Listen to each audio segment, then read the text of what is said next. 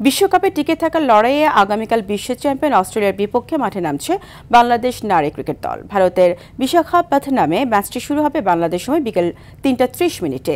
এই ম্যাচে জয়ের চেয়ে ভালো খেলায় লক্ষ্য বাংলাদেশের সামনে। মুমসাদ দিন-নূরের রিপোর্টে থাকছে বিস্তারিত। বাংলাদেশ এবারের বিশ্বকাপ মিশন শুরু করে দারুণভাবে। পাকিস্তানকে হারিয়ে আত্মবিশ্বাসী শুরু, এরপর ইংল্যান্ড ও দক্ষিণ আফ্রিকার বিপক্ষে লড়াই করে হারে টাইগ্রেসরা। এবার টুর্নামেন্টে নিজেদের সবচেয়ে কঠিন চ্যালেঞ্জের সামনে বাংলাদেশ। সেমিফাইনালের আশা টিকিয়ে রাখতে হারাতে হবে 7 বারের চ্যাম্পিয়ন অস্ট্রেলিয়াকে, যারা চলতি আসরে নিজেদের খেলা 3 ম্যাচের 3টিতেই জয় পেয়েছে।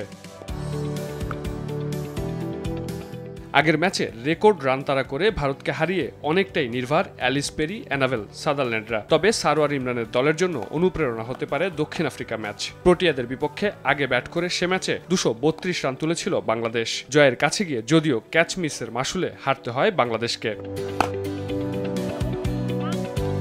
এদিকে সেমিফাইনালে যেতে হলে বাংলাদেশকে বাকি 3 ম্যাচেই জেতার পাশাপাশি তাকিয়ে থাকতে হবে বাকি দলগুলোর ফলাফলের দিকেও। যদিও বাংলাদেশের চাওয়া অজিদের বিপক্ষে ভালো ক্রিকেট খেলা।